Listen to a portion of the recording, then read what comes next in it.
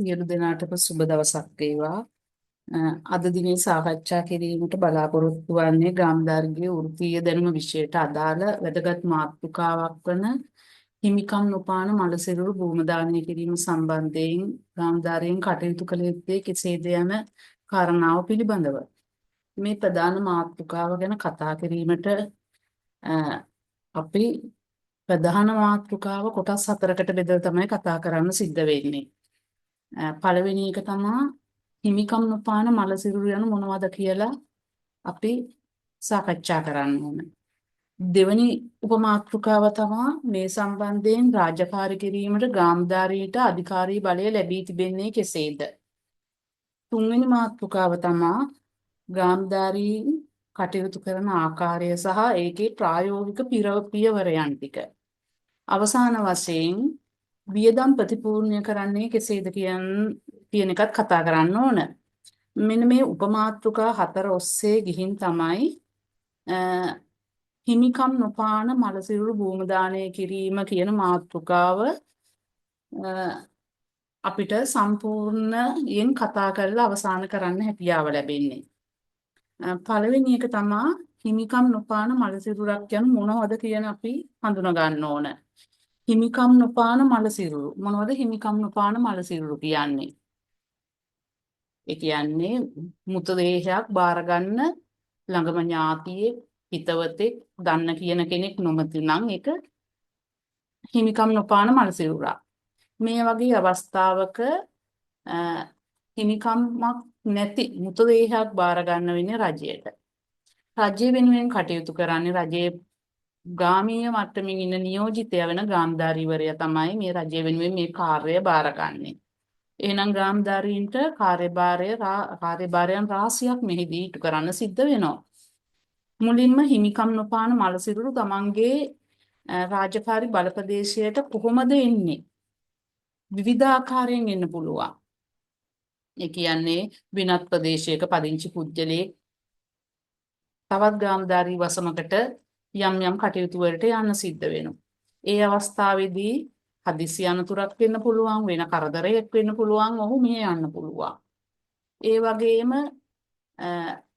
නාගරික ප්‍රදේශවල, ඒ වගේම මහනගර සභා, නාගරික ප්‍රදේශ කියන්නේ මහනගර සභා, නගර සභා ප්‍රදේශවල ඔය යාචකයන් ස්වරූපයෙන් ඉන්නෝ. ඒ අය මෙහෙ යනවා.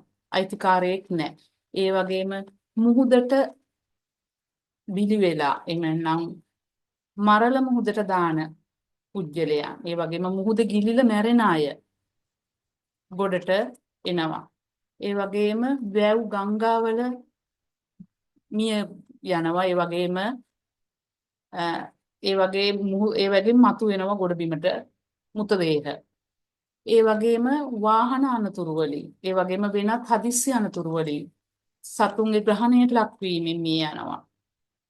පාරවල් වල ඒ වගේම ග්‍රාමධාරී වසම් වලින් හමු වෙනවා. ඒ වගේ සිද්ධීන් ඇතුව මිය යන තැනැත්තා. මෙන්න මේව තමයි හිමිකමක් නොකියන මලසිරුරු. මේ අවස්ථාවේදී ග්‍රාමධාරීට සක්‍රීය දායකත්වය දීලා මේ රාජකාරී ඉටු කරන්න සිද්ධ වෙනවා. දැන් මම පළවෙනි කොටස සාකච්ඡා කළේ හිමිකමක් නොපාන මලසිරුරු කියන්නේ මොනවද කියන එක. ඊළඟ අපි දෙවෙනි මාතෘකාවට යනවා. මේකේ දෙවෙනි උපමාතෘකාව හිමිකම් නොපාන මලසිරුරු.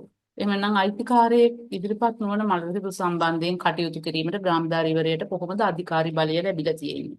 අධිකාරී බලය අධිකරණ නියෝග මගින් ලැබෙනවා. ඒ කියන්නේ අධිකරණ වෛද්‍ය නිලධාරියෙක් මේ මහදෙස පශ්චාත් මරණ පරීක්ෂණේ පවත්වලා තියෙනවා ග්‍රාමධාරීවරයාට මේ කටයුත්ත කරන්න. ඒ වගේම රාජ්‍ය පරිපාලන පළාත් සභා පළාත් පාලන අමාත්‍යාංශයෙන් උපදෙස් ලිපි දෙකක් නිකුත් වෙලා තියෙනවා මෑත කාලීනව. 2024 9/19 සහ 2025 3/28 කියන ලිපි දෙකෙන් හිමිකම් නොපාන මලසිරුරු සම්බන්ධයෙන් කටයුතු කිරීමට අදාළ විධිවිධාන මෙන්න මේ ආකාරයට අධිකාරී බලය ලැබිලා තියෙනවා. තුන්වෙනි එක තමයි ගාම්ධාරී කාර්යභාරය කොහොමද ඉටු කරන්නේ සහ ඊට අදාළ වැඩපිළිවෙලයන් ටික. මේක න්‍යායාත්මක කොටසට අමතරව ප්‍රායෝගික කොටසක් තමයි මෙතන තියෙන්නේ. ප්‍රායෝගික වශයෙන් වැඩගත් වෙන කාරණා ටික. වැඩපිළිවෙලයන් කියලා ගත්තට පස්සේ අපි කාර්යාල ක්‍රමවලදී කතා කරන අන්නේ වැඩ පියවරයන් කාර්යාල ක්‍රමයක් සැදී තියෙන වැඩ පියවරයන් වලින්නේ මෙන්න මේ වැඩ පියවරයන්ට අනුව තමයි මේ හිමිකම් නොපාන මළසිරුරක් පිළිබඳ තොරතුරක් දැනුණු මොහොතේ ඉඳලාම ඒක මිහිදන් කරන අවස්ථාව දක්වාම කටයුතු කරන්න සිද්ධ වෙන්නේ. මුලින්ම වැඩ පියවරයකට අපි පා තබනවා නම් ගාම්ධාරීට මේ සිද්ධිය sannivedanaya වෙන්න ඕන. එක්කෝ දුරකථන ඇමතුමකින් එක්කෝ යම්සි පුද්ගලයෙක් ඇවිල්ලා කියලා එක්කෝ පොලිසිය මගින් එක්කෝ තමන්ට දැක ගැනීමට ලැබීමෙන් ওই කොහොම හෝ විදියකින් එනවා තමන්ගේ වසමේ නොහඳුනන මළසිරුරක් තියෙන බවට තොරතුරක්. එතකොට දෙවෙනි අවස්ථාව තමයි අනිවාර්යයෙන්ම ග්‍රාමධාරී ඒ ස්ථානයට යන්න ඕන. ඒ දෙවෙනි වැඩ පියවර. ඊට පස්සේ පොලිසිය අනිවාර්යයෙන්ම මෙතෙන්ට එන්න ඕන. පොලිසිය සමග මේ මృతදේහය ළඟම තියෙන රජයේ රෝහලට ගෙනියන්න පොලිසියට සහයෝගය ලබා දෙන්න ඕන. ඊට පස්සේ මේ සියලුම තොරතුරු තමන්ගේ ඒ අවස්ථාවේම රාජකාරී දිනපොතේ අපිට ලියන්න හැකියාව ලැබෙන්නේ නැහැ. මේක ගලපල කරලා නිවැරදිව ලියන්න ඕන. තමන් ෆීල්ඩ් බුක් එකක් එහෙනම් ශේෂ්ත්‍ර පොතක් භාවිතා කරනවා. මෙන්න මේ ශේෂ්ත්‍ර පොතේ සියලුම සටහන් ඒ වගේම තවත් කෙනෙකුගේ සාක්ෂි තියෙනවා නම් මේවා ඇතුළත් තමන් සටහන් කරගන්න ඕන. ඊට පස්සේ රෝහලේ මුත ශරීරාගාරයට මේ මృతදේහය බාර දුන්නා. බාර දුන්නට පස්සේ එතනත් විශාල කාර්යභාරයක් ග්‍රාමධාරීවරයට හිමි වෙනවා. තමන්ගේ ප්‍රකාශ ලබා දීම අවශ්‍ය වෙනවා. ප්‍රකාශ ලබා දෙන්න ඕන මේ වසමට අදාළ පුද්ගලයෙක් නොවන බවට සනාථ කරන්න වෙනවා ග්‍රාමධාරීවරයට. ඊට පස්සේ මේ තමන්ගේ අතින් වියදම් කිහිපයක් දරන්නත් සිද්ධ වෙනවා. ඒ කියන්නේ මේ අවස්ථාවට ඕන කම්කරු කුලී ගෙවන්න සිද්ධ වෙනවා. ඒ මృతදේහ බහලන්න අවශ්‍ය ඒ පොලිතින් ඒ කවර තමන්ගේ වියදමින් තමයි ගන්න සිද්ධ වෙන්නේ. ඊට පස්සේ ඥාතීන් ඉන්නවා නම් සොයා ගැනීමට හැකි උත්සාහයක්ම පොලිසිය විසින් කටයුතු කරනවා. ඒ කියන්නේ පොලිස් පුවත් මගින් වෙනත් පොලිස් මැසේජ් මගින් මේ පණිවිඩේ පුළුවන් තරම් මේ sannivedanaya කරන්න උත්සාහ කරනවා. ඒ කියන්නේ ඒ මృత දේහය සම්බන්ධයෙන් කිසිම සාක්ෂියක් හිමිකමක් කියන්න ලේඛනයක් නැත්නම් පුජ්‍යලයක් නැත්නම් පොලිසිය සම්පූර්ණ මේ තොරතුරු හොයාගන්න උත්සාහ කරනවා. ඊට පස්සේ එහෙමත් බැරි නම් මේක මృత ශරීරාගාරයේ එහෙම නැත්නම් මෝචරියේ මේක දින 14ක් මේ මృత දේහය තියා තියෙනවා.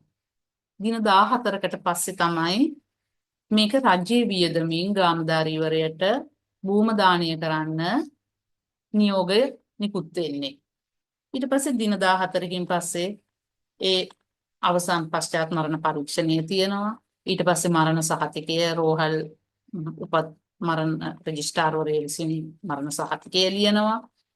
ඒ වගේ නෛතික කටයුතු ටිකක් මෙතන සිද්ධ වෙනවා.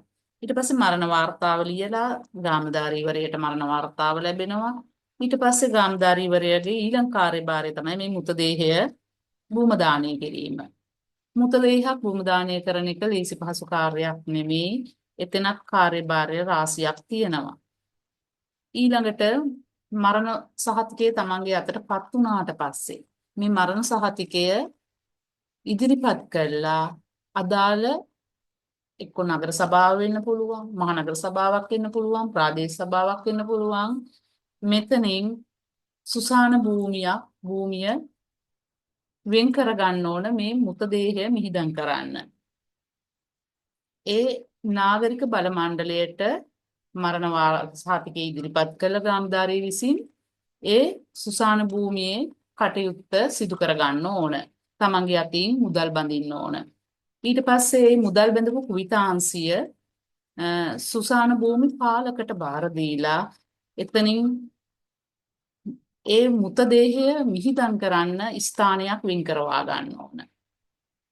ඊට පස්සේ ඒවටත් ගාම්ධාරීගේ වියදමින් කම්කරුවන් යොදා ගන්න සිද්ධ වෙනවා.